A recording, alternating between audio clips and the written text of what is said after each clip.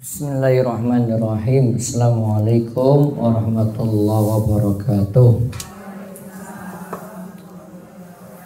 Innal hamdalillah nahmaduhu wa nasta'inuhu wa nastaghfiruh wa na'udzu billahi min shururi anfusina wa sayyiati a'malina.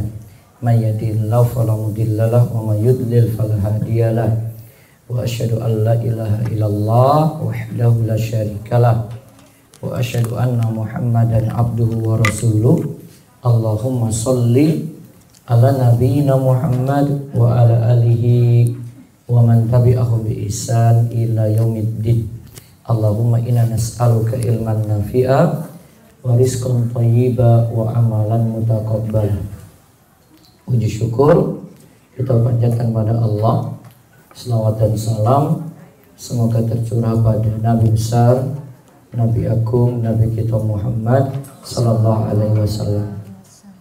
Baik, ibu-ibu sekalian, pada kesempatan pagi ini kita lanjut lagi buku Mutiara Nasihat Ramadan, kajian Ramadan ke-7. Ramadan bulan Quran. Mudah-mudahan sampai yang ke-10.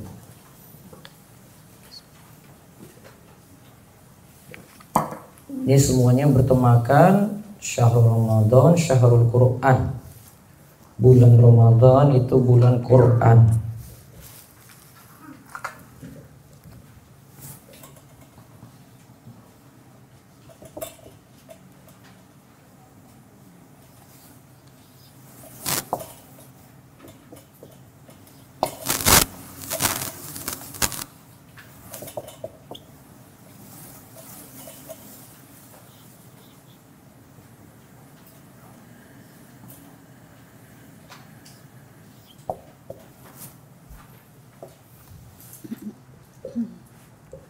Ya, dibaca. Ramadan adalah bulan Al-Quran. Bulan Ramadan adalah bulan Al-Quran di mana para ulama punya kebiasaan yang sangat akrab dengan Al-Quran. Ada yang rajin membaca, menghatamkan, dan bahkan merenungkan isi kandungan di dalamnya. Bahkan ini dicontohkan oleh suri tauladan kita, Nabi Muhammad Sallallahu Alaihi Wasallam. Baik, kita lihat suri tauladan kita Nabi SAW contohkan dalam Sahihain dari Ibnu Abbas radhiyallahu anhuma, ia berkata, "Kana Nabiyyu sallallahu alaihi wasallam ajwadan nasi wa ajwadu ma yakunu fi Ramadan. Hina yalqau Jibril wa kana Jibrilu alaihi salam yalqau fi kulli lailatin min Ramadan fayudarisul Qur'an fala Rasulullah sallallahu alaihi wasallam ajwadu bil khairi minar rihil mursalah." Nabi Shallallahu Alaihi Wasallam adalah orang yang paling gemar memberi. Semangat beliau dalam memberi lebih membara lagi ketika bulan Ramadan. Tatkala itu Jibril menemui beliau. Jibril menemui beliau setiap malamnya di bulan Ramadan. Jibril mengajarkan Al-Quran kala itu, dan Rasul Shallallahu Alaihi Wasallam adalah yang paling semangat dalam melakukan kebaikan bagai angin yang bertiup. Bagai angin bertiup itu artinya sangat semangat sekali. Situ ada istilah jud. Al-jud,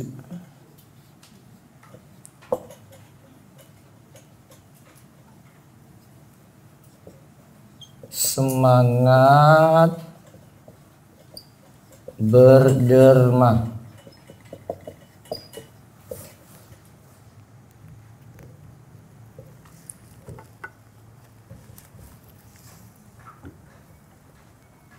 Dan di sini ada dua konteks dibicarakan. Nabi SAW begitu semangat sekali dalam berderma, banyak berbagi, memberi.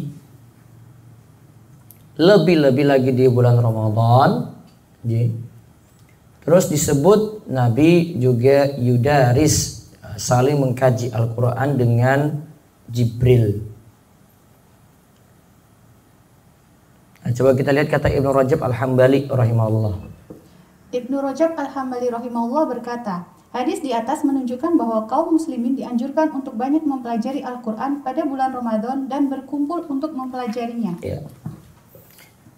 Disuruh mempelajari Al-Quran. Terus lanjutannya hafalan Al-Quran pun. Hafalan Al-Quran pun bisa disetorkan pada orang yang lebih hafal darinya. Dalil tersebut juga menunjukkan dianjurkan banyak melakukan tilawah Al-Quran di bulan Ramadan. Nah, berarti bentuknya bisa kaji Al-Quran satu, ya. Di sini yang kedua bentuknya hafalan setor ke yang bagus bacaannya. Terus yang ketiga bisa dengan tilawah, memperbanyak tilawah. Keadaan orang tiap-tiap orang beda-beda, yang penting ada di situ yang tilawah, ada yang hafalan dia ulang-ulang atau dia punya hafalan baru, ada yang juga mengkaji. Nah, juga disebutkan dalam hadis bahwa Nabi Shallallahu Alaihi Wasallam biasa menyetorkan Al-Quran pada Jibril di setiap tahunnya sekali, dan 2 kali di tahun diwafatkannya beliau. Nah, 2 kali hatam, awalnya sekali, tapi ketika di tahun wafatnya beliau disetor 2 kali. Ya, terus. Dan yang paling bagus Al-Quran disetorkan di malam hari karena saat itu telah lepas dari kesibukan. Begitu pula hati dan lisan semangat untuk merenungkannya. Sebagaimana Allah Subhanahu wa taala berfirman, "Inna nasyi'atal laili hiya asyaddu wata'au wa aqwamu qila." Sesungguhnya di waktu malam adalah lebih tepat untuk khusyuk, dan bacaan di waktu itu lebih berkesan. Nah, bacaan di waktu malam itu pertama lebih khusyuk, kemudian yang kedua lebih berkesan. Makanya sholat tarawih itu di malam hari dianjurkan untuk memperbanyak bacaan Al-Quran. Dan sholat tarawih yang paling bagus itu yang paling lama. Afdhalus sholat tulul kunut. Sebaik-baik sholat itu tulul kunut. Sebaik-baik sholat itu yang lama berdirinya. Lama berdiri berarti lama bacaan. Makanya kalau siang manfaatin tidur juga nggak apa-apa. Malam baru nggak ngantuk gitu. Kita sudah siang nggak mau tidur, malam ngantuk, kayak nggak dapat apa-apa gitu ya. Harusnya yang di malam itu yang lebih ini. Maka kalau di praktek para ulama itu malamnya itu mereka gunakan untuk lama-lama. Dan Nabi SAW kan kalau sholat tarawih itu kata Hudzaifah, saya pernah sholat dengan Nabi SAW, saya kira beliau nanti di pertengahan Al-Baqarah ini berhenti, bablas terus Al-Baqarah rampung. Saya kira nanti Al-Baqarah rampung, sudah rukuk nih ya. Oh, lanjut lagi An-Nisa. Beliau lompat, bukan Ali Imran, beliau lompat ke An-Nisa. Terus ini nanti An-Nisa rampung nih, sudah nih rukuk nih. Enggak rukuk juga, lanjut lagi bablas Ali Imran. 3 surat panjang dalam Al-Quran itu, Bu. Selesai, sak-rokaat itu, Bu. 1 rakaat. Ya, itu malamnya, makanya malam itu lama untuk seperti itu. Kan harusnya lebih konsennya itu banyaknya di malam hari. Ya siang ya memang waktu susah untuk gerak gitu, magernya ya siang memang.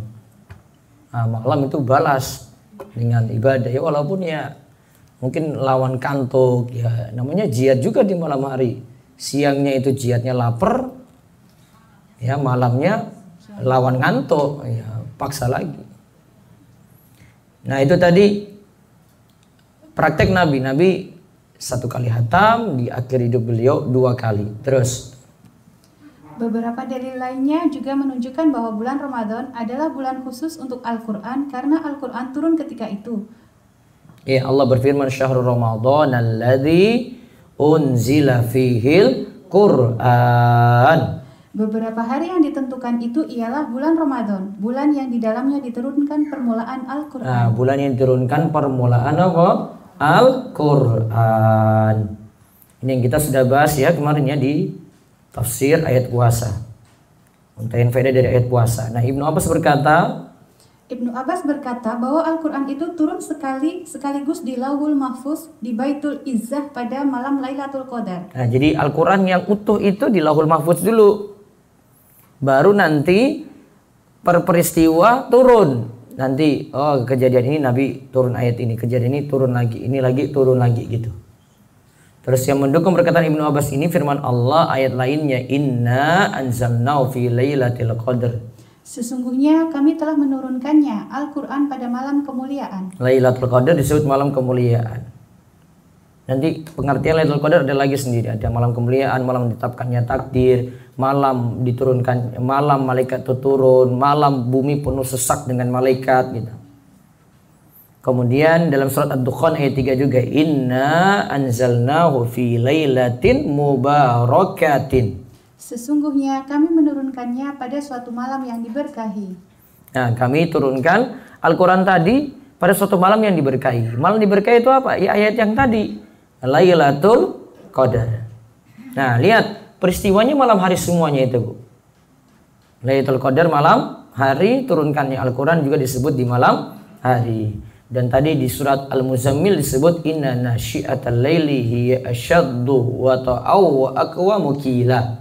Di malam hari lebih bagus untuk baca Al-Quran.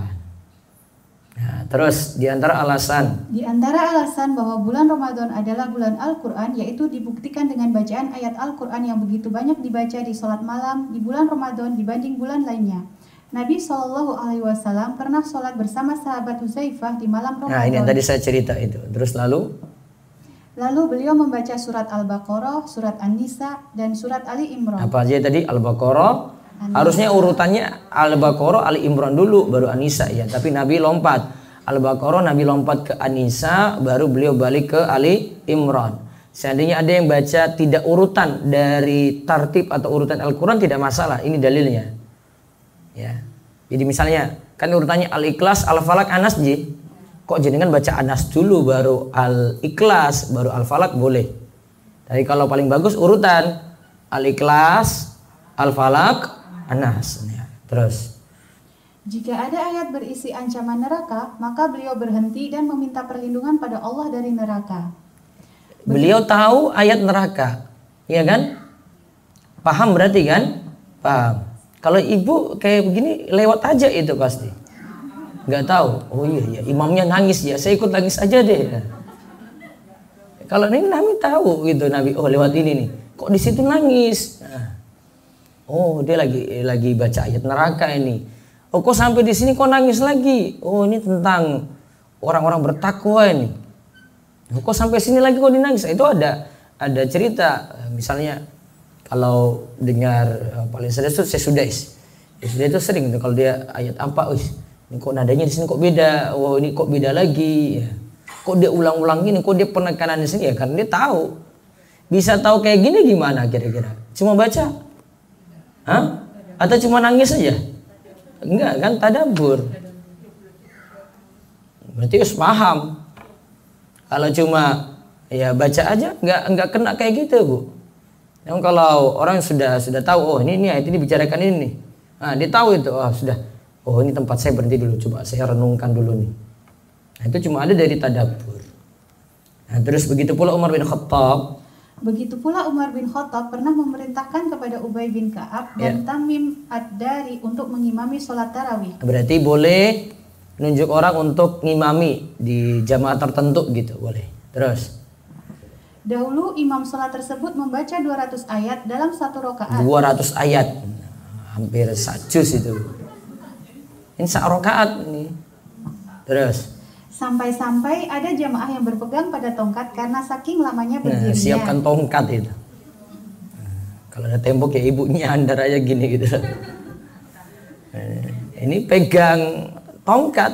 Nah, terus.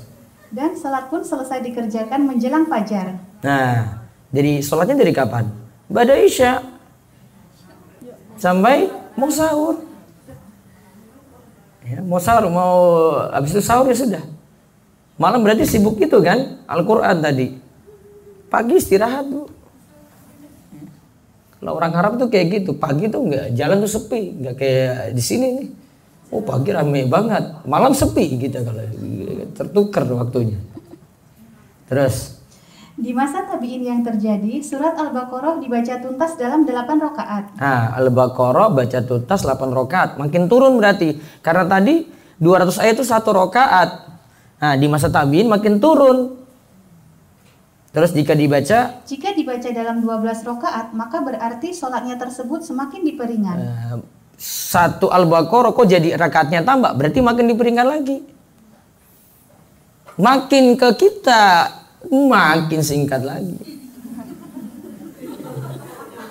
Iya kan? Bukan 200 ayat lagi. Sudah deh Pak Imam, wes nih Al-Baqarah apa Al-Ikhlas saja. Dia pilih dari Al-Maun itu. Al-Maun ya. Terus Al-Kautsar, Al-Kafirun, terus Ijazah Nasrullah, Al-Lahab, wes Al-Ikhlas Al-Falaq An-Nas, rampung. Biasa kalau saya strategi saya itu awal-awal Ramadan saya kasih pendek-pendek dulu deh. Kasih pendek-pendek dulu jamaah wes semangat. Wes alhamdulillah Pak Ustadz wes rampung. Iya tunggu. Oh, ini masih awal-awal nih Mbak.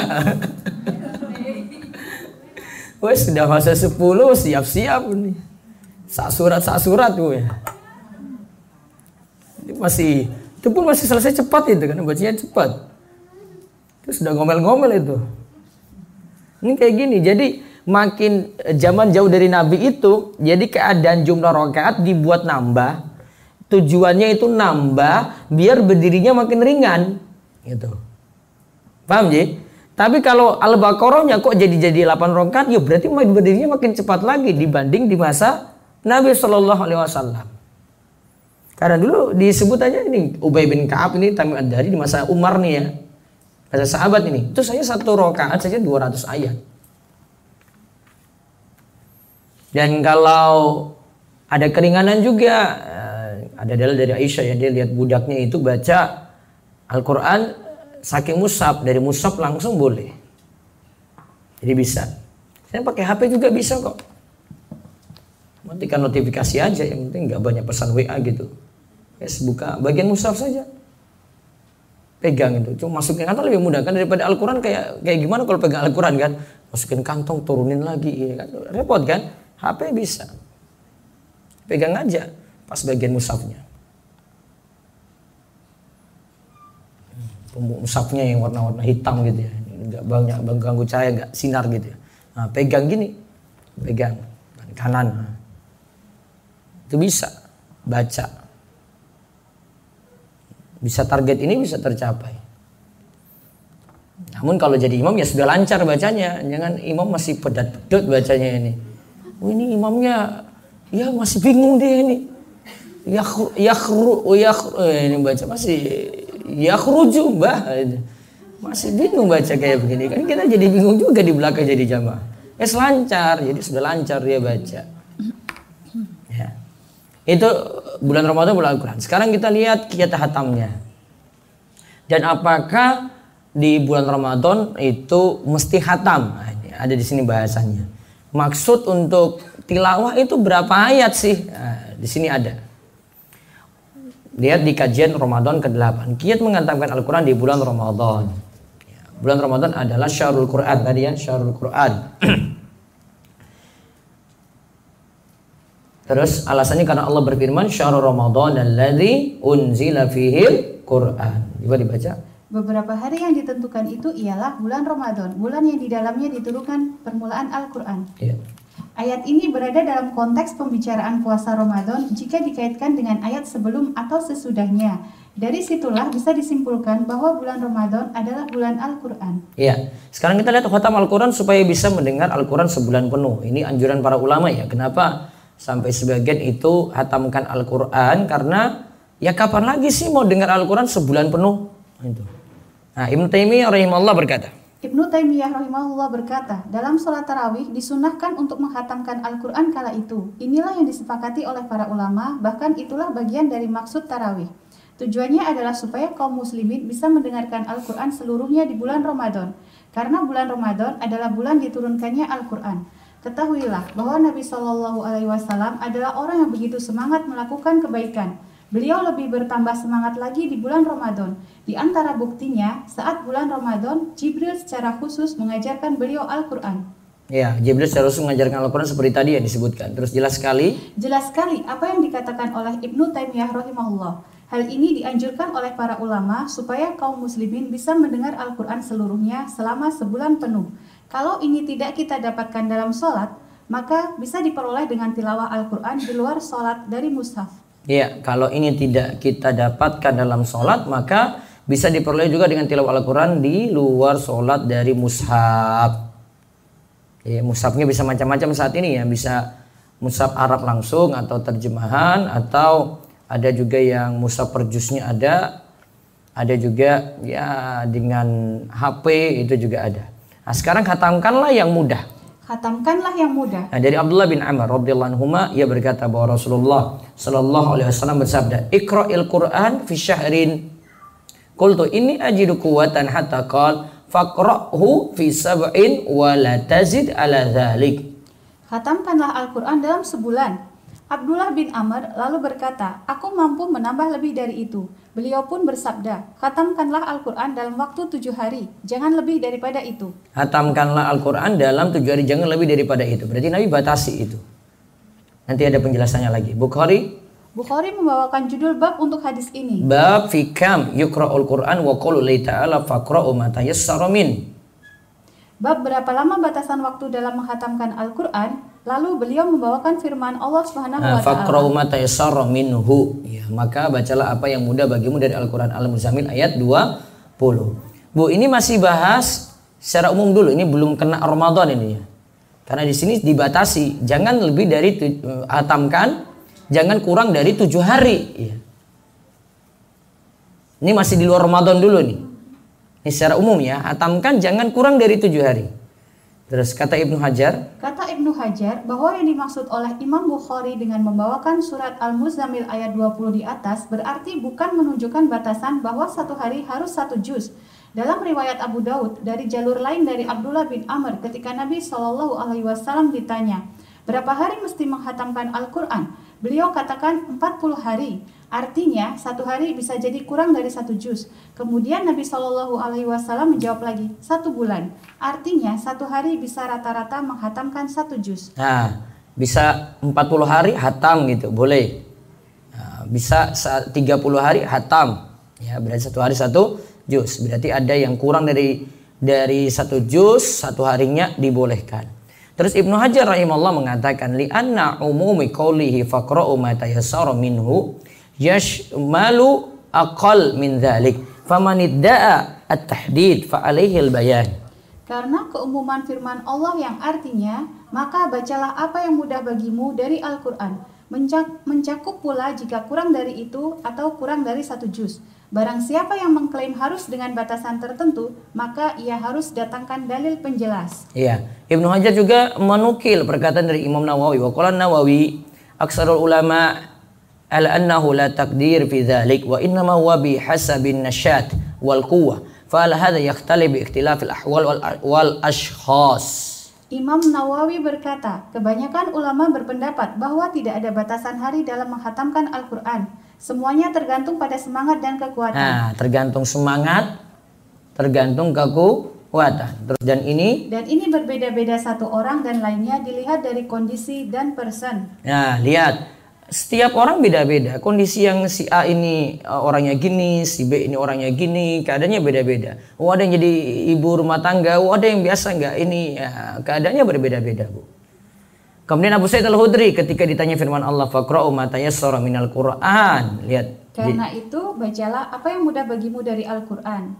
Quran surat Al-Muzammil 20. Jawab beliau, iya betul. Bacalah walau hanya 5 ayat. Nah, suruh berapa ayat? 5 ayat. Terus dalam riwayat At-Tabari disebutkan dengan sanad yang sahih, dijawab oleh Abu Sa'id walau hanya 50 ayat. Nah, sekarang 50 ayat. Tadi 5 ayat, ini 50 ayat. Dia kemampuannya. Terus dari As-Sudi ditanya mengenai ayat di atas, maka beliau menjawab walau 100 ayat. Walau 100 ayat. Nah, kemampuan orang lagi beda-beda lagi. Terus intinya semuanya tergantung kemudahan. Bagi yang mudah untuk menghatamkan Al-Quran selama 1 bulan, silahkan hatamkan selama itu. Bagi yang tidak mampu, tidaklah terkena dosa. Nah, tidaklah terkena dosa. Jadi tergantung kemampuan. Kalau ibu nggak bisa baca cepat-cepat, ya sudah pakai standar biasa. Nggak usah buru-buru sampai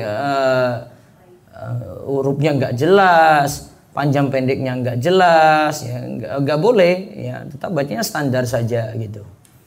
Mungkin orang yang sudah biasa dia akan tahu gitu, oh ini cara bacanya gini, ini bacanya itu gini. Ya, kalau yang biasa ya sesuai keadaan. Sama praktekkan ke anak-anak juga demikian, ya nggak usah dipaksa. Ada yang ya bacanya lambat, ya memang baru umur segitu mungkin ya lambat, belum pengalaman. Nanti kalau sudah pengalaman dia bisa baca ya dengan standar yang lebih cepat.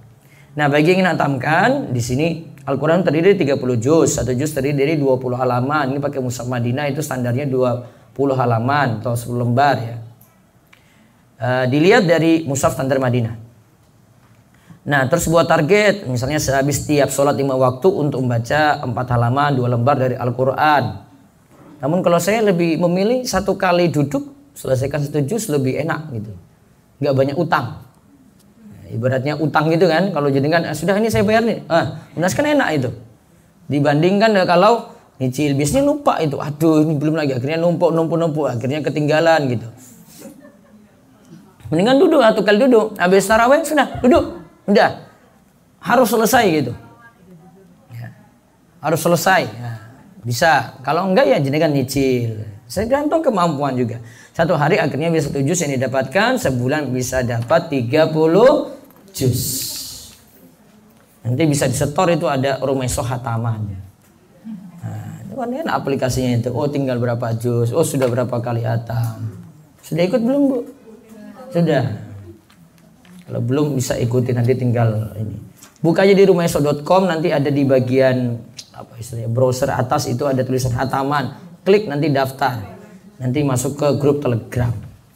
Atau tanya ke yang lain yang sudah ini. Tanya Bu Partini aja ini. Nah, sekarang kita lihat keakraban para ulama dengan Al-Quran. Gimana para ulama 1 hari bisa 1 kali hatam? Ada di sini ceritanya. Kayak di kajian Ramadan ke-9. Ini ngeri-ngeri ini cerita di sini nanti. Ya. Disunahkan untuk memperbanyak membaca Al-Quran di bulan Ramadan dan bersemangat untuk menghatamkannya. Walaupun hal ini tidaklah wajib. Artinya jika tidak menghatamkan Al-Quran maka tidak berdosa. Namun sayang saat itu ia akan luput dari pahala yang besar. Ya. Apa dalil? Apa dalil kita mesti perhatikan pada Al-Quran di bulan Ramadan?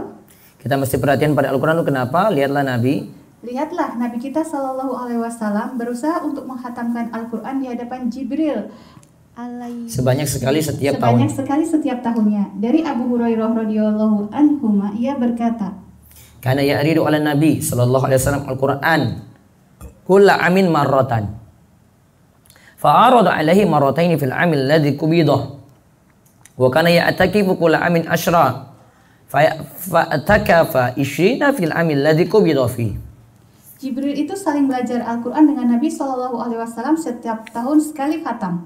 Ketika di tahun beliau akan meninggal dunia 2 kali khatam. Nabi Shallallahu Alaihi Wasallam biasa pula beriktikaf setiap tahunnya selama 10 hari. 10 hari terakhir ya. Terus namun di tahun saat beliau akan meninggal dunia, beliau beriktikaf selama 20 hari. Nah, iktikafnya 20 hari. 20 hari stop semua aktivitas, cuma iktikaf aja beliau. Ibnu Atsir menyatakan dalam Al-Jami' fi Gharib Al-Hadis bahwa Jibril saling mengajarkan seluruh Al-Quran yang telah diturunkan dengan Nabi Shallallahu Alaihi Wasallam. Jibril saling mengajarkan seluruh Al-Quran yang telah diturunkan ya dengan Nabi Shallallahu Alaihi Wasallam. Terus dari situ para ulama, semoga Allah merahmati mereka, begitu semangat menghatamkan Al-Quran di bulan Ramadan karena mencontoh Nabi Shallallahu Alaihi Wasallam. Nah, ini beberapa contoh yang saya dapati. Masih banyak contoh yang lainnya. Ini cuma beberapa contoh saja. Contoh pertama dari seorang ulama yang bernama Al-Aswad bin Yazid rahimahullah, seorang ulama besar tabi'in yang meninggal dunia tahun 74 atau 75 Hijriah di Kufah, bisa menghatamkan Al-Quran di bulan Ramadan setiap 2 malam. Nah, setiap 2 malam hatam. 1 malam berarti berapa? 15 juz. Dari pagi nggak usah ngaji kayak gini, dari jam subuh ya. Sampai jam 10 mungkin itu ya. Terus dari Ibrahim An-Nakhai ia berkata, Kanal Aswad yakhtimul Quran fi Ramadan fi kulli lailataini. Al-Aswad biasa menghatamkan Al-Quran di bulan Ramadan setiap 2 malam. Subhanallah, yang ada kita hanya jadi orang yang lalai dari Al-Quran di bulan Ramadan. Terus disebutkan dalam kitab yang sama. Disebutkan dalam kitab yang sama, di luar bulan Ramadan, Al-Aswad biasa menghatamkan Al-Quran dalam 6 malam. 6 malam. Dan patut diketahui bahwa ternyata waktu istirahat beliau untuk tidur hanya antara maghrib dan isya. Nah, untuk tidur itu cuma maghrib dan isya saja. Ulama, Bu. Terus contoh kedua. Contoh kedua dari seorang ulama di kalangan tabi'in yang bernama Khotadah bin Da'amah rahimahullah yang meninggal dunia tahun 60 atau 61 Hijriah. Beliau adalah salah seorang murid dari Anas bin Malik radhiyallahu anhu. Beliau ini disanjung oleh Imam Ahmad bin Hambal sebagai ulama pakar tafsir dan paham akan perselisihan ulama dalam masalah tafsir. Sampai-sampai Sufyan Ats-Tsauri mengatakan bahwa tidak ada di muka bumi ini yang semisal Khotadah. Salam bin Abu Mu'ti pernah mengatakan tentang semangat Khotadah dalam berinteraksi dengan Al-Quran. Terus, ya interaksinya dengan Al-Quran, lihat. Karena Khotadah yaktimul Quran fi sab'in, wa idza ja'a Ramadan khatama fi kulli salasin, fa idza ja'a al-ashru khatama kulla lailatin. Khotadah biasanya menghatamkan Al-Quran dalam 7 hari. Namun jika datang bulan Ramadan, ia menghatamkannya setiap 3 hari. Bahkan ketika datang 10 hari terakhir dari bulan Ramadan, ia menghatamkannya setiap malam. Nah, dia menghatamkannya tiap malam. Terus yang ketiga. Contoh ketiga adalah dari Muhammad bin Idris Asy-Syafi'i rahimahullah, yang kita kenal dengan Imam Syafi'i, salah satu ulama mazhab terkemuka. Disebutkan oleh muridnya Ar-Rabi bin Sulaiman. Karena Syafi'iyyu yaktimul Qur'ana fi syahri Ramadan sittina khatmatan. Imam Syafi'i biasa menghatamkan Al-Quran di bulan Ramadan sebanyak 60 kali. Ditambahkan oleh Ibnu Abi Hatim bahwa khataman tersebut dilakukan dalam sholat. Nah, itu di dalam sholat, Bu. Ya, bayangkan Imam Syafi'i berarti menghatamkan Al-Quran dalam sehari sebanyak 2 kali. Terus contoh terakhir. Contoh terakhir adalah dari Ibnu Asakir yang merupakan ulama pakar hadis dari negeri Syam yang terkenal dengan karyanya Tarikh Dimashq. Dengan karyanya Tarikh ad-Dimashq. Terus anaknya yang bernama Al-Qasim mengatakan mengenai bapaknya, wa kana muwadhiban ala salatil jama'ati wa tilawatil Qur'an, yahtimu kulla jum'atin wa yahtimu fi ramadhana kulla yaumin wa ya'takifu fil manarati syarqiyah wa kana katsiran nawafil wal azkar. Ibnu Asakir adalah orang yang biasa merutinkan sholat jamaah dan tilawah Al-Quran. Beliau biasa menghatamkan Al-Quran setiap pekannya. Luar biasanya di bulan Ramadan, beliau menghatamkan Al-Quran setiap hari. Beliau biasa beritikaf di Al-Manarah Asy-Syarqiyah. Beliau adalah orang yang sangat gemar melakukan amalan sunnah dan rajin berzikir. Nah, ini si Ibnu Asakir. Itu baru contoh keempat. Tadi saya ada cerita Khotadah itu yang lainnya. Saya lupa di mana saya taruhnya. Nantilah kapan-kapan saya cerita tentang Khotadah tadi. Ya, terus apakah menghatamkan Al-Quran itu wajib? Kita lihat perkataan dari Imam Nawawi berikut ini. Imam Nawawi rahimahullah menyebutkan bahwa seperti itu berbeda tergantung pada kemampuan orang masing-masing. Orang yang sibuk pikirannya, ia tetap berusaha sebisa mungkin sesuai kemampuan pemahamannya. Begitu pula orang yang sibuk dalam menyebarkan ilmu atau sibuk mengurus urusan agama atau urusan khalayak ramai, berusahalah untuk menghatamkannya sesuai kemampuan. Sedangkan selain mereka yang disebut tadi atau yang tidak penuh kesibukan, hendaknya bisa memperbanyak membaca Al-Quran. Jangan sampai menjadi orang yang lalai. Nah, ibu-ibu masuk yang mana ini? Ya, yang mana? Lalai. Kalau yang tadi yang awal itu dia sibuk dengan ilmu atau sibuk mengurus agama, sibuk khalayak ramai, ya. Ada yang sibuk pikirannya juga gitu ya. Nah, sesuai kemampuan. Kalau yang tidak terlalu kayak gitu, maka hendaklah memperbanyak membaca Al-Quran. Syekh Muhammad bin Shalih Al-Utsaimin ditanya, apakah orang yang berpuasa wajib menghatamkan Al-Quran di bulan Ramadan? Jawab beliau Rahimahullah bahwa menghatamkan Al-Quran di bulan Ramadan bagi orang yang berpuasa tidaklah wajib. Akan tetapi sudah sepatutnya setiap muslim di bulan Ramadan untuk memperbanyak membaca Al-Quran. Hal ini merupakan sunnah dari Rasulullah Sallallahu Alaihi Wasallam. Setiap bulan Ramadan, Nabi Sallallahu Alaihi Wasallam biasa saling mengkaji Al-Quran bersama Jibril. Nah, biasa saling mengkaji Al-Quran bersama Jibril. Padahal ada hadis yang melarang menghatamkan Al-Quran kurang dari 3 hari. Tadi berapa coba kali hatam? 1 hari 1 kali, Bu. Nah, apa maksud hadis ini? dengan perbuatan ulama tadi. Kita lihat dari Abdullah bin Amr, ia berkata, "Ya Rasulullah, fi kam aqra'ul Qur'an?" Qal fi syahrin. Qala ini aqwa min dzalika wa tanaqasahu hatta qal iqra'hu fi sab'in. Qala ini aqwa min dzalika. Qal la yafqahu man qara'ahu fi aqal min salasin. Wahai Rasulullah, dalam berapa hari aku boleh menghatamkan Al-Quran? Beliau menjawab, dalam 1 bulan. Abdullah menjawab, aku masih lebih kuat dari itu. Lantas hal itu dikurangi hingga Nabi SAW menyatakan, hatamkanlah dalam waktu seminggu. Abdullah masih menjawab, aku masih lebih kuat dari itu. Nabi SAW lantas bersabda, tidaklah bisa memahami jika ada yang menghatamkan Al-Quran kurang dari 3 hari. Nah, maksudnya kalau kurang dari 3 hari tidak paham. Namun ya kelasnya beda dengan Imam Syafi'i. Imam Syafi'i ya tentu paham, Bu. Ya, kelasnya beda gitu. Nah, Al-Azim Abadi rahimahullah menyatakan bahwa hadis di atas adalah dalil tegas yang menyatakan bahwa tidak boleh menghatamkan Al-Quran kurang dari 3 hari. Tidak boleh menghatamkan Al-Quran kurang dari 3 hari. Terus para ulama menjelaskan bahwa yang ternafikan dalam hadis adalah ketidakpahaman, bukan pahalanya. Iya. Artinya hadis tersebut tidaklah menunjukkan tidak boleh menghatamkan Al-Quran kurang dari 3 hari. Yang dimaksudkan dalam hadis adalah jika menghatamkan kurang dari 3 hari sulit untuk memahami. Berarti kalau dilakukan oleh orang yang memahami Al-Quran seperti contoh para ulama yang disebutkan di atas, maka tidaklah masalah. Nah, kalau untuk ulama-ulama sekelas itu ya tidak ada masalah kalau sehari sekali hatam. Terus dalam Lataiful Ma'arif disebut oleh Ibnu Rajab Al-Hambali, larangan menghatamkan Al-Quran kurang dari 3 hari itu ada jika dilakukan terus-menerus. Sedangkan jika sesekali dilakukan, apalagi di waktu utama seperti bulan Ramadan, lebih-lebih lagi pada malam yang dinanti, yaitu Lailatul Qadar, atau di tempat yang mulia seperti di Mekah, bagi yang mendatanginya dan ia bukan penduduk Mekah, maka disunahkan untuk memperbanyak tilawah untuk mendapatkan pahala melimpah pada waktu dan zaman yang istimewa.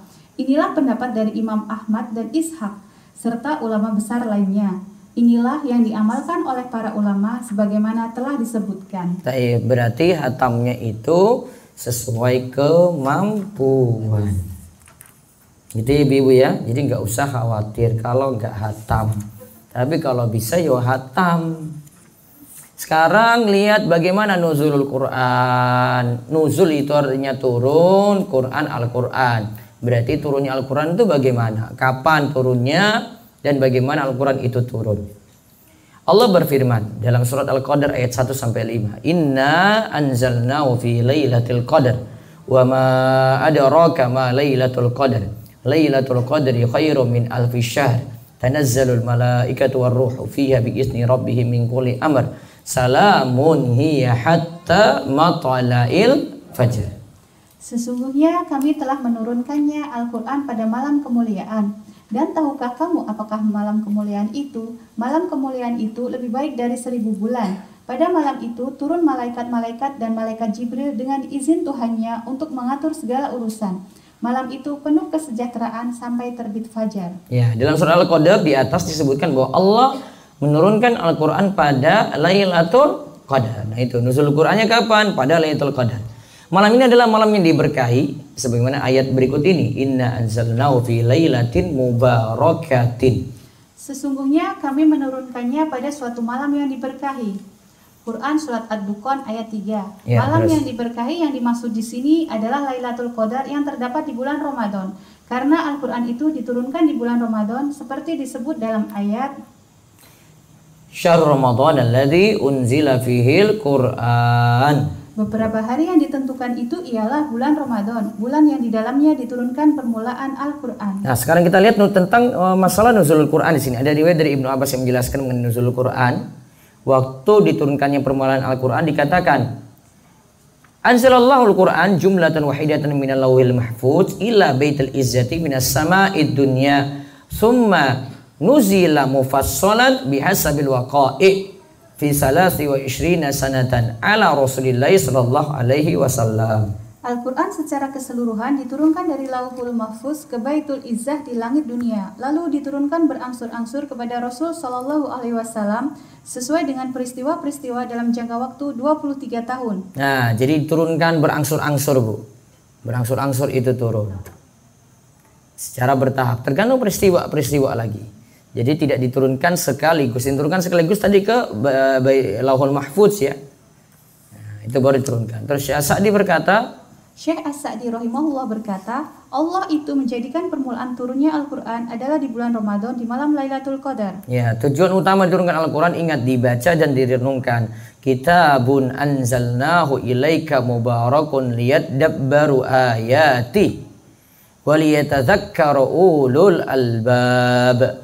Ini adalah sebuah kitab yang kami turunkan kepadamu penuh dengan berkah supaya mereka memperhatikan ayat-ayatnya dan supaya mendapat pelajaran orang-orang yang mempunyai pikiran. Surat ayat 29. Terus Al-Hasan Al-Basri berkata, walillahi ma tadabbaru bihifzi hurufi wa idha'ati hududihi hatta inna hadahum la yaqul qara'tul qur'ana kullahu ma yara lahul qur'an fi khuluqin wa la amalin. Demi Allah, Al-Quran direnungkan bukanlah dengan sekedar menghafalkan huruf-hurufnya lalu melalaikan hukum-hukumnya.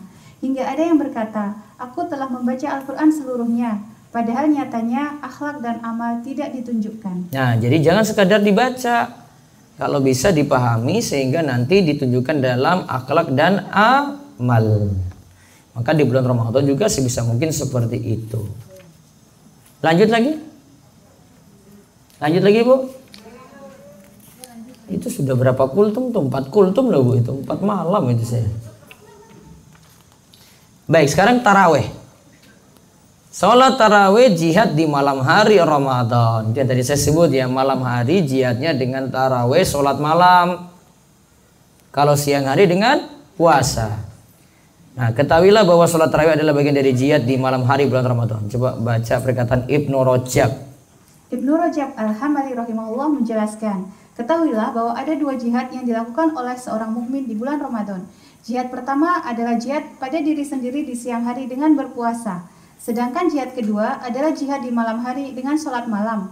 Siapa yang melakukan 2 jihad dan menunaikan hak-hak berkaitan dengan keduanya, lalu terus bersabar melakukannya, maka ia akan diberi ganjaran di sisi Allah dengan pahala tanpa batas atau tak terhingga. Iya, lihat pahalanya tanpa batas kalau 2 jihad ini dijalankan. Pertama jihad di siang hari dengan apa?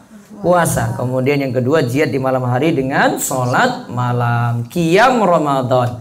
Nama lain Qiyam Ramadan itu sholat taraweh. Ka'ab bin Malik berkata, setiap yang menjaga amalannya akan dipanggil pada hari kiamat dan akan diberi balasan. Adapun ahli Quran dan puasa mereka akan dibalas dengan pahala tak terhingga. Ahli Quran itu berarti yang gemar baca Quran, Bu. Ahli puasa berarti yang gemar puasa. Nah, ahli Quran dan ahli puasa ini dapat syafaat. Coba kita lihat tentang hadis syafaat dulu nih. Dari Abdullah bin Amr bin Al-As, Nabi SAW bersabda, As-siyam wal Quran yashfa'ani lil abdi yaumal qiyamati yaqulu siyam ay rabbi mana'tu at-ta'am wasyahawat bin nahari fasyafi'ni fi wa yaqulu Qur'an mana'tuhu an-nauma bil laili fasyafa'ni fi qala fayusyafa'ani. Puasa dan Al-Quran itu akan memberikan syafaat kepada seorang hamba pada hari kiamat nanti. Puasa akan berkata, wahai Tuhanku, saya telah menahannya dari makan dan nafsu syahwat. Karenanya perkenankan aku untuk memberikan syafaat kepadanya. Al-Quran pula berkata, saya telah melarangnya dari tidur pada malam hari. Karenanya perkenankan aku untuk memberi syafaat kepadanya. Beliau Shallallahu Alaihi Wasallam bersabda, maka syafaat keduanya diperkenankan. Nah, syafaat itu artinya pertolongan nanti pada hari kiamat. Aslinya dari Allah yang beri, Bu. Tapi ada perantara lewat Nabi kita Muhammad Sallallahu Alaihi Wasallam.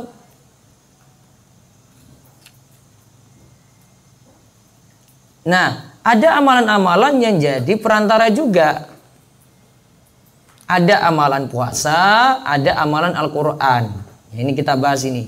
Amalan puasa itu beri syafaat, disebutkan di sini karena orang ini sudah nahan lapar, nahan haus untuk melakukan puasa. Amalan puasa bilang itu berikan syafaat untuknya. Terus Al-Quran gimana? Orang ini telah habiskan waktu untuk baca Al-Quran terus. malam-malam dia baca Al-Quran, waktunya habis dengan Al-Quran. Maka Al-Quran katakan, amalan Al-Quran katakan, berikan syafaat untuknya. Kemudian diijabahilah tadi dari amalan Quran dan amalan puasa, akhirnya orang ini dapat syafaat. Tugas kita itu cari peluang kayak gini banyak gitu. Jangan cuma fokus ke Quran dan puasa saja. Nanti ada syafaat dari ini lagi, syafaat dari ini lagi, syafaat dari ini lagi. Misalnya dapat syafaat lagi dengan baca doa setelah azan.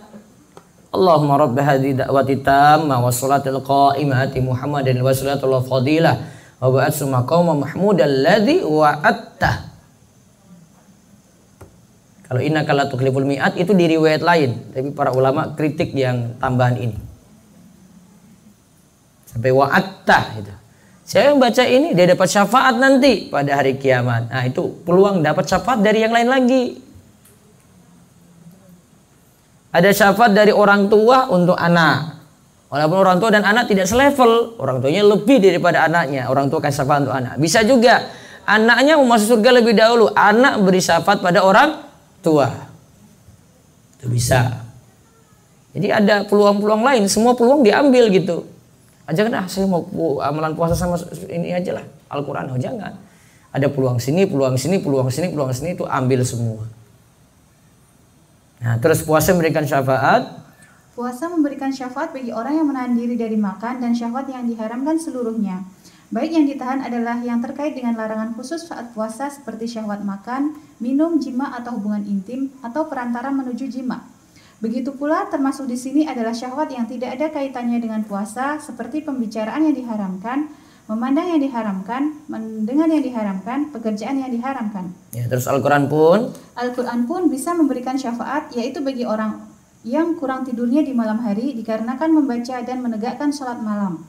Orang seperti inilah yang mendapatkan syafaat dari Al-Quran. Nah, itu tadi puasa itu karena dia lakukan hal-hal yang ada yang larangan khusus, ya, makan minum, jima, perantara menuju jima dia tinggalkan dulu gitu. Terus ada yang berupa syahwat, berupa maksiat dia tinggalkan lagi ketika puasa. Nah, sebab ini amalan puasa beri syafaat. Kalau Al-Quran itu karena orang ini banyak baca, waktunya habis di malam hari untuk baca, akhirnya kurang tidur. Nah, amalan Al-Quran beri syafaat juga untuknya. Terus dari penjelasan Ibnu Rajab di atas. Dari penjelasan Ibnu Rajab di atas, termasuk ahli Al-Quran adalah orang-orang yang menghidupkan salat malam dengan bacaan Al-Quran mereka. Nah, orang-orang yang menghidupkan salat malam dengan bacaan Al-Quran. Terus. Adapun mengenai keutamaan salat malam di bulan Ramadan disebutkan dalam hadis-hadis berikut. Dari Abu Hurairah radhiyallahu anhu, Rasulullah sallallahu alaihi wasallam bersabda, "Man qama Ramadhana imanan wa ihtisaban ghufira lahu ma taqaddama min dzambi." Barang siapa melakukan qiyam Ramadan karena iman dan mencari pahala, maka dosa-dosanya yang telah lalu akan diampuni. Ya, terus yang dimaksud qiyam Ramadan adalah salat tarawih sebagaimana yang dituturkan oleh Imam Nawawi dalam Syarah Sahih Muslim. Qiyam Ramadan, ingat, qiyam Ramadan sama dengan salat tarawih. Jadi kalau ada hadis sebut qiyam Ramadan, nah itu salat tarawih berarti. Salat tarawih itu dari ba'da isya sampai subuh waktunya. Kalau sholat tahajud itu bedanya dari bangun tidur malam sampai subuh. Beda nggak? Nah, jadi kalau ibu lakukan sholat tarawih bisa sebelum tidur. Tapi kalau sholat tahajud harus bangun tidur malam. Itu bedanya. Bisa nggak di bulan Ramadan lakukan tarawih terus tahajud? Bisa nggak? Bisa. Tarawihnya sudah, malam bangun lagi, tahajud lagi, walaupun cuma 2 rakaat misalnya, dapat itu. Terus di bawahnya lagi, yang dimaksud qiyam Ramadan adalah salat tarawih sebagaimana yang dituturkan oleh Imam Nawawi dalam Syarah Sahih Muslim. Hadis tersebut juga menunjukkan bahwa salat tarawih bisa menggugurkan dosa dengan syarat dilakukan karena iman, yaitu membenarkan pahala yang dijanjikan oleh Allah dan mencari pahala dari Allah, bukan karena riya atau tujuan lainnya. Namun para ulama beri syarat lagi. Sholat tarawihnya dapat pengampunan ini kalau sebulan penuh. Ya, kalau dia jaga rutin terus tiap malam. Ini disebutkan oleh Ibnu Rajab kalau tidak salah di bahasan yang lainnya lagi. Terus yang dimaksud pengampunan dosa? Yang dimaksud pengampunan dosa dalam hadis ini adalah bisa mencakup dosa besar dan dosa kecil berdasarkan tekstual hadis. Sebagaimana ditegaskan oleh Ibnu Munzir. Namun Imam Nawawi mengatakan bahwa yang dimaksudkan pengampunan dosa di sini adalah khusus untuk dosa kecil. Nah, khusus untuk dosa kecil saja. Kalau menurut kebanyakan ulama, tapi tadi kata Ibnul Munzir ada kemungkinan dosa besar dan dosa kecil. Diharapkan aja dua-duanya. Terus adapun pengampunan dosa itu di situ. Adapun pengampunan dosa di situ didapati jika bulan Ramadan telah usai, yaitu ketika ia menyempurnakan puasa Ramadan dan qiyam Ramadan. Nah, dia sempurnakan dia tadi saya sebut. Dia sempurnakan tadi puasanya full, ya qiyam Ramadannya juga full sebulan penuh. Dapat pahala tadi. Terus dari Abu Dzar radhiyallahu anhu. Dari Abu Dzar radhiyallahu anhu, Nabi Shallallahu alaihi wasallam pernah mengumpulkan keluarga dan para sahabatnya. Lalu beliau bersabda, Nah, innahu man qama ma'al imam hatta yansarifa kutiba lahu qiyamul lailatan. siapa yang sholat bersama imam sampai ia selesai, maka ditulis untuknya pahala qiyam 1 malam penuh. Nah, 1 malam penuh. Maka kalau imamnya, ini kata sebenarnya di bab berikutnya itu, kata Syekh Ibnu Bas, kalau imamnya sholat 11 ya ikuti 11, kalau imamnya sholat 23 ya ikuti 23 sampai selesai. Terus Hal ini sekaligus merupakan anjuran agar kaum muslimin mengerjakan sholat tarawih secara berjamaah dan mengikuti imam hingga selesai. nah, imamnya 11 ya selesai sampai 11, jangan keluar ketika 8 mau sholat witir nanti di rumah 3-nya, jangan. Dia nggak dapat pahala semalam suntuk. Ya. Jadi 8 sudah, ikuti lagi 3 lagi gitu. Oh, Ustaz saya mau tahajud. Ya sudah, malam tahajud lagi tanpa witir lagi. Kan dapat dua-duanya. Ibu kurang strategi aja deh kayaknya itu. Kayak main bola itu tapi pengen ngegolin tapi nggak gol-gol gitu loh. Strategi. Ini sudah saya ikut 11 nggih. Rampung. Sudah, malam saya mau tahajud lagi. Ya wes tahajud aja. Perlu witir lagi enggak? Ya sudah, tadi sudah tutup. Paham kan? Nah, jadi nggak usah keluar ketika 8. Ikuti sampai selesai. Ya, kecuali mungkin kalau setelah itu 8 dulu nih. Oh, setelah 8 ini mau ngebut. Karena mau kejar banyak gitu. Seperkilat gitu. Al-Fatihah sak nafas. Bismillahirrahmanirrahim. Amin. Belum pernah dengar kayak gitu. Baca dengar aja di YouTube, cari aja di YouTube itu. Sholat tarawih super ngebut. Itu ada videonya banyak. Allahu Akbar, Allahu Akbar, Allahu Akbar, Allahu Akbar, Allahu Akbar. Ibadah jadi apa? Tidak ada ruhnya itu loh, Bu. Ibadah nggak ada ruh itu. Bukan nggak tumanina lagi, memang nggak tumanina sama sekali itu. Tumanina aja nggak dapat. Yang saya selalu istilahkan itu kan satu baca zikir itu, satu baca tasbih itu kan disebut tumanina. Kalau baru baca zikir tasbih apa? Subhanallah kan? Ini baru baca sub saja nggak nyampe itu. Itu kalau istilah saya, sub aja enggak. Mau bagaimana mau bilang tumanina gitu. Saya hitung juga tahiyatnya itu cepat banget. Mau dulu tahiyat. Assalamualaikum warahmatullahi wabarakatuh. Kepiat tahiyat aja belum ya, tahiyatulillah. Ibu, saya hitung, saya lihat videonya. Ini gimana dia pakai mazhab Syafi'i yang mana ini, saya pengen tahu itu loh. Oh, kesempatan baca sampai sholawat aja enggak gitu loh. Kalau dia masih diam sebentar gitu, oh ya mungkin dia sampai sholawat, mungkin dia pakai Allahumma sholli ala Muhammad terus salam, ya wes ya rampung, ya wes rukun dapat. Ini mau sampai atahiyatulillah saja enggak, Bu? Atahiyatulillah wassalawatu thayyibat itu belum nyampe, Bu. Tiba-tiba wes salam. Salam, ini hebat banget dia ini. Itu. Kecuali kalau itu, Ibu enggak, ya sudah saya keluar 8 aja deh wes. Terus sudah ngebut itu Ustaz, ya sudah berarti pilihan jenengan tepat. Dan kalau masih normal ya, makanya standar normal aja. Standar normal yang 11, 23 standar normal itu kerjakan, ya ikuti sampai selesai. Maka standar normal ya kayak Saudi lah. Ya, des imami gitu. Ya 2,5 jam deh, 23 gitu. Nah, itu baru jenengan ikuti itu. Bagus. Bu, kalau sholat di sana itu nggak kerasa, Bu.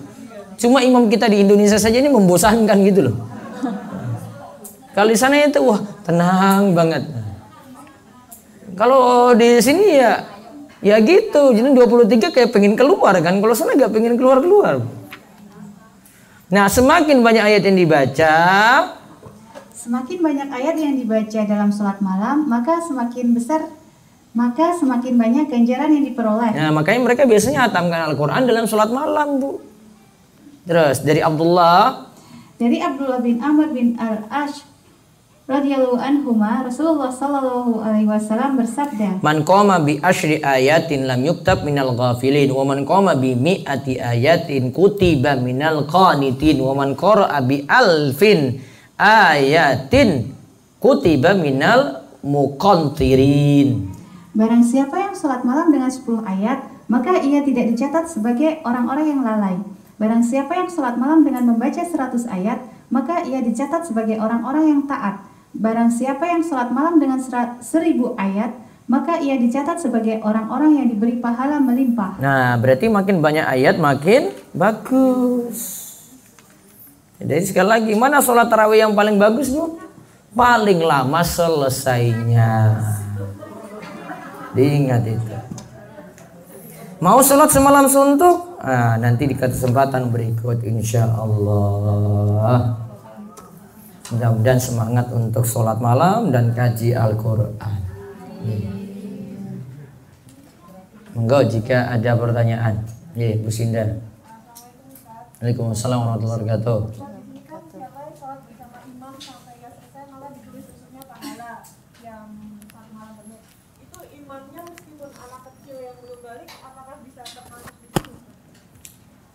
Sholat semalam suntuk nanti di bab berikut nanti ada 2 cara dapatnya.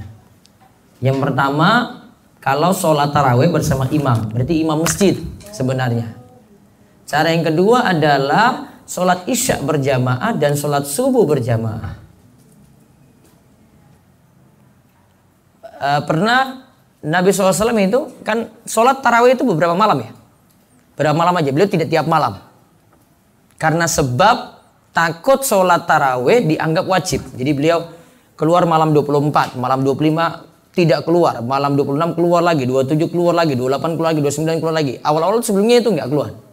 Sahabat-sahabat kadang nunggu Nabi, kok nggak keluar-keluar. Nah, terus, wah Rasulullah kami ingin sholat bersamamu. Terus Nabi bilang, hadis itu keluar, innahu man qama ma'al imam hatta yansarifa kutiba lahu qiyamul lailah. Ya, siapa yang sholat bersama imam sampai imam itu selesai, yaitu maksudnya apa? Sholat subuh dan sholat isya'nya. Nah, cara kedua adalah lakukan sholat tarawih berjamaah bersama imam. Terus ibu-ibu gimana? Ustaz, saya sholat di rumah sendirian gimana? Sudah dapat pahala itu juga karena ibu tidak disyaratkan sholat berjamaah. Gitu. Ada lagi, monggo.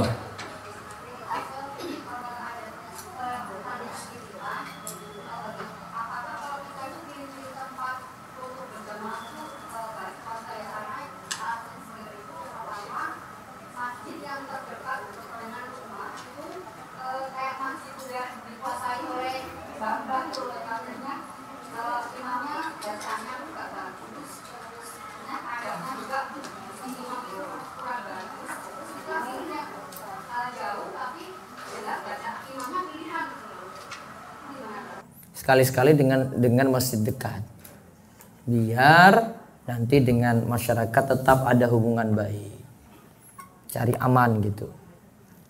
Itu kepentingan kita individu gitu ya. Ini tapi nanti dengan keseharian dengan orang-orang sekitar kurang bagus. Pendidikan masyarakat kan seperti itu. Enggak, Bu.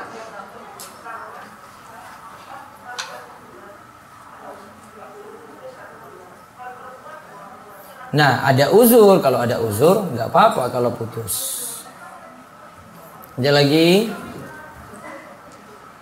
Ya. Waalaikumsalam.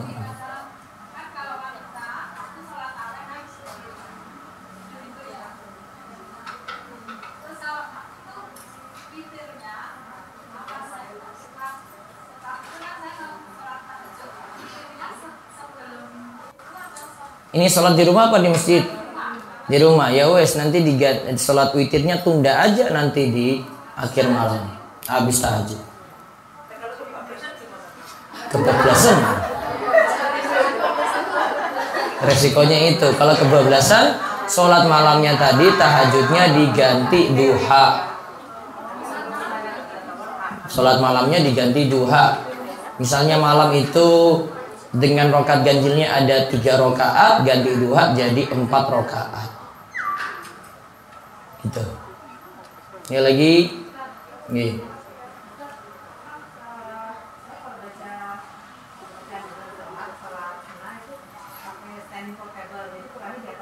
Ya.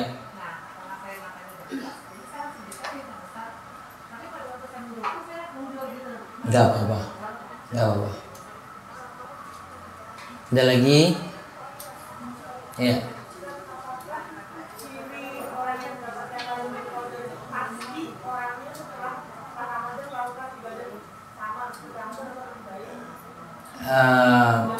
Bisa seperti itu ciri-cirinya setelah Ramadan dapat Lailatul Qadar, setelah Ramadan jadi lebih baik. Karena kaidah min sawabil hasanati al hasanatu ba'daha. Balasan dari kebaikan itu kebaikannya berlanjut. Ya, kalau dia tidak jadi lebih baik setelah Ramadan ya belum tentu seperti itu.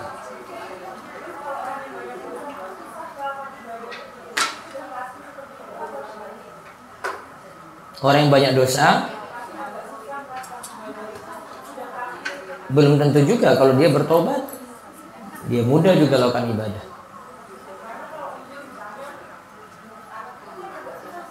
Yang ngurus anak lebih wajib, bukan banyak dosa yang karena memang ngurus anak. Ya.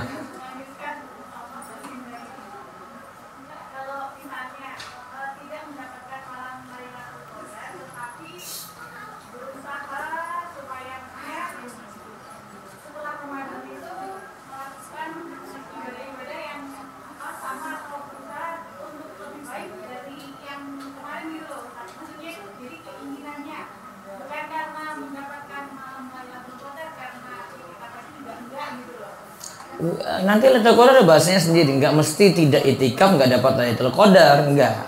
Lailatul Qadar tidak ada kaitannya dengan itikaf, namun itikaf punya peluang besar untuk dapat Lailatul Qadar karena kan ibadahnya full di bulan Ramadan di masjid. Tapi kalau ibu-ibu di rumah masih tetap punya peluang dapat Lailatul Qadar. Itu ada bahasanya itu. Lailatul Qadar itu musafir juga bisa dapat, ini juga bisa dapat gitu. Selama seorang amalannya diterima, dia bisa dapat Lailatul Qadar.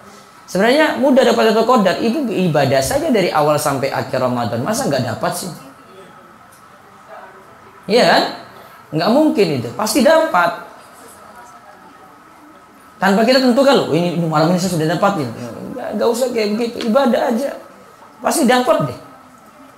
Ya masalah itu kalau kita bolong-bolong sholatnya, belum tertib ini ibadahnya, itu yang masalah.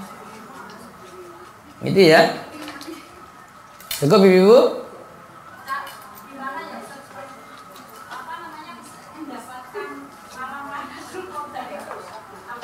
Itu ibadah kontinu dari awal sampai akhir, awal sampai endingnya.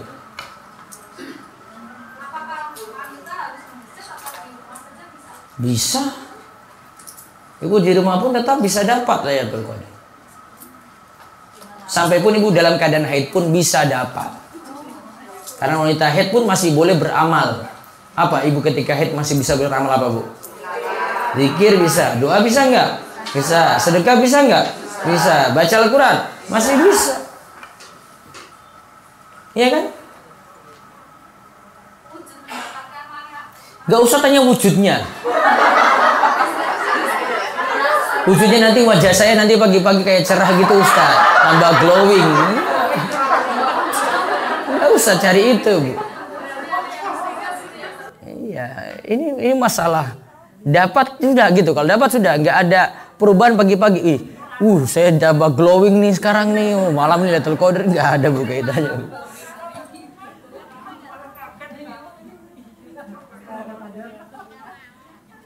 Gitu ya. Jadi ibu jangan tunggu nanti bekasnya setelah dapat gitu, nggak usah, cari aja. Ini seperti kata Ibnu Hajar ini. Ibnu Hajar katakan cari, jangan cari-cari tanda gitu. Cari tanda nggak akan dapat. Sulit untuk dapat. Wah ini malamnya ini sejuk, tenang gitu. Ya bisa jadi setiap malam mau sejuk, tenang terus. Gimana? Walaupun nanti ada tandanya di pagi harinya itu matahari tidak terlalu cerah terbitnya gitu. Tidak terlalu terang terbitnya. Tapi kan bisa jadi tertutup mendung. Akhirnya enggak ini. Jangan-jangan ini ya, kan belum tentu juga. Intinya ibadah terus sampai akhir. Gitu Nji?